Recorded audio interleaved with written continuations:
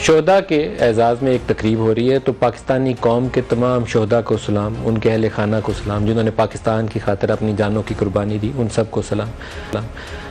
9 مئی کو جو کچھ پاکستان میں ہو گیا، اس کے بعد تحریک انصاف کی کوئی لیڈرشپ جو ہے 9 مئی کے مسئلے کے اوپر عمران خان کا یا تحریک انصاف کے ساتھ کھڑے ہو کے اس بیانیے کا ساتھ دینے کی پوزیشن میں نہیں ہے۔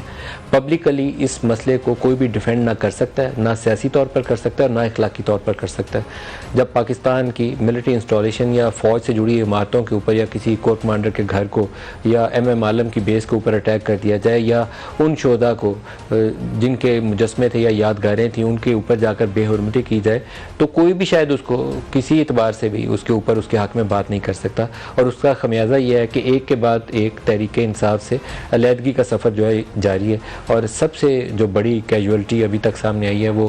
فواد چودھری ہیں، جنہوں نے کہا کہ وہ تحریک انصاف سے بھی علیحدہ ہو رہے ہیں، سیاست سے بھی علیحدہ ہو رہے ہیں، اور عمران خان سے آخری لائن ان کی بہت میننگ فل ہے کہ عمران خان سے لا تعلقی کا اعلان کر رہے ہیں، اور یہ بہت بھاری بھرکم لائن ہے۔ اور اس کے ساتھ ہی جڑی ہوئی ایک خبر یہ ہے کہ جہانگیر خان ترین، جن کو عمران خان نے خود سیاست سے دور کر دیا تھا اور اپنے سے دور کر دیا تھا، ان کے 2 بڑے مخالف گروپ تھے تحریک انصاف کے اندر، ایک شاہ محمود قریشی اور دوسرے اسد عمر۔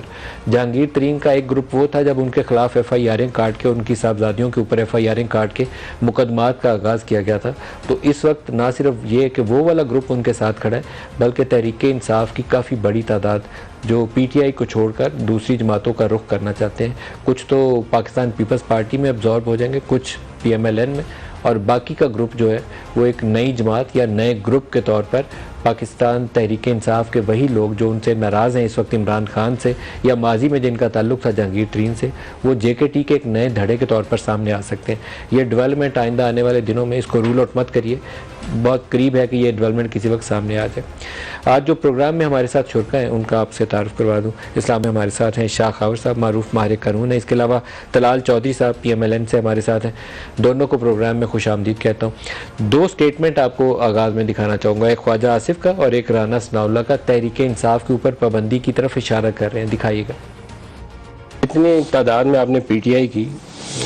قیادت کو پکڑا ہوا ہے یا ان کے ورکرز پکڑے ہیں،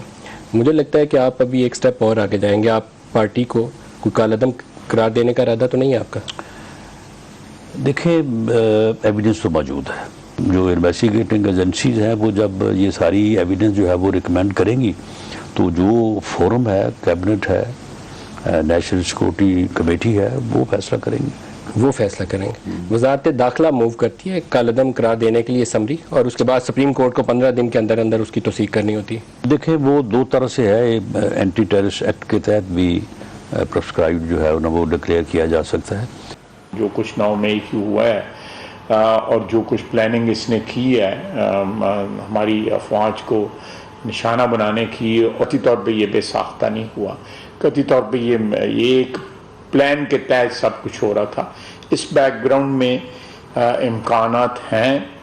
اور ضرور اس کا فیصلہ کوئی نہیں ہوا، لیکن اس کا جائزہ ضرور لیا جا رہا ہے کہ پارٹی کے اوپر پابندی لگا دی جائے۔ جی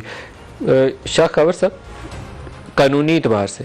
ایک تو ہے، سیاسی اعتبار سے میں کہوں گا کہ پی ٹی آئی کے اوپر ایسا کوئی ایکشن نہیں ہونا چاہیے، بہت زیادہ جمہوری قدروں کے قریب نہیں ہوتا، جن لوگوں نے آگ جلائی ان کو پکڑے، کیا یہ قانونی اعتبار سے ممکن ہے؟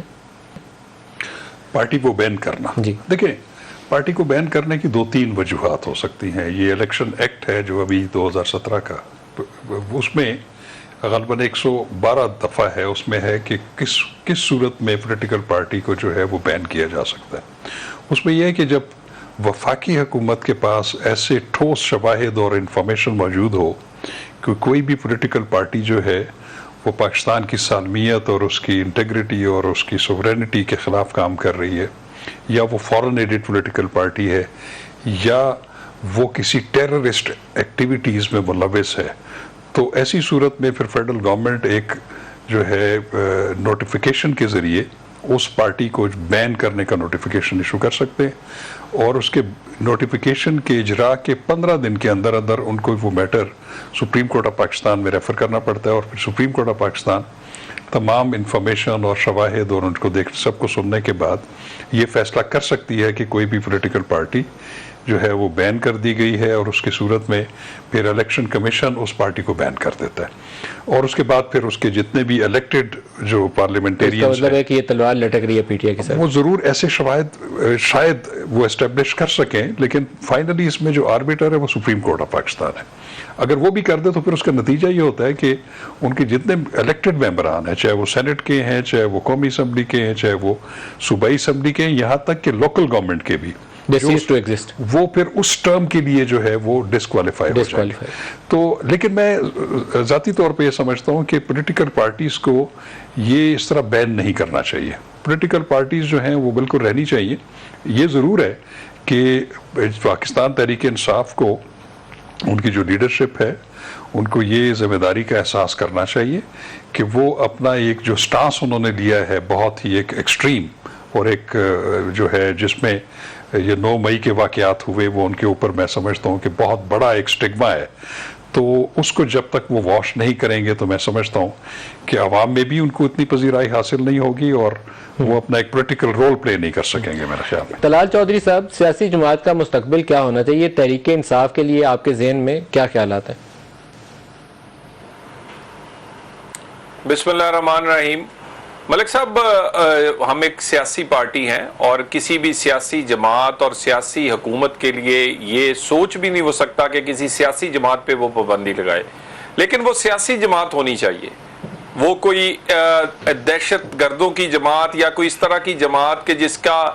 نظریہ جو ہے وہ سیاسی ہونے کی بجائے اس کے دوسرا ہو، تو میرا خیال پھر اس میں فرق کرنا پڑے گا. اور جس پارٹی کی قیادت ہیزیٹیٹ کرتی ہو مذمت کرنے سے بھی، اور مذمت کے بعد تو اگلا قدم یہ تھا کہ وہ اپنے کارکنوں کو، اپنے لوگوں کو خود نشاندہی کرتے، خود اشتہار دیتے، خود پکڑواتے، خود آئیڈینٹیفائی کرتے، اور جو ان کے رہنما تھے وہ سامنے رکھ کر دے دیتے. لیکن یہ تمام چیزیں اگر آپ یہ کہیں کہ کیونکہ یہ عمران خان صاحب ہیں، یہ اگر ان کی نااہلی نہیں ہو سکتی کیونکہ یہ عمران خان صاحب بڑے ہینڈسم ہیں، بڑے پاپولر ہیں، ان کے لیے ان کے فورن فنڈنگ کا فیصلہ ہے تو اس کی ان کو سزا نہیں ہو سکتی، ان کو اگر ان کی پارٹی پر کوئی معاملہ ہے تو اس لیے نہیں کریں گے کیونکہ یہ پاپولر ہیں، کیونکہ یہ ایک ہے، تو میرا خیال ہے یہ نہیں ہو سکتا. سو ہمیں وہ سٹینڈرڈ جو ہے، اور میں ایز اے سیاسی کارکن میں تو توہین سمجھتا ہوں کہ اپنے سیاسی مخالف پر زور زبردستی سے کسی طرح اسے میدان سے باہر کروں. نہیں، ہم نے تو برداشت کیا ہے. یہاں تک پہنچے کیوں ہیں؟ یہ کام شروع ہوا ہے دھرنے سے 126 دن کے. فواد، جب کسی نے پوچھا، فواد چودھری اور شیریں مزاری کیسے علیحدہ ہوئی طلال صاحب؟ دیکھیں، گزارش یہ ہے اپنا ملک صاحب، آپ تو کہتے ہیں اور آج یہ چیزیں ثابت ہو رہی ہیں، سیاسی کارکن بڑے حوصلے ہمت والے ہوتے ہیں، سیاسی لیڈر بھی اور کارکن بھی. اور لیڈر وہ جو خود فرنٹ سے لیڈ کرے، جو خود جیل جانا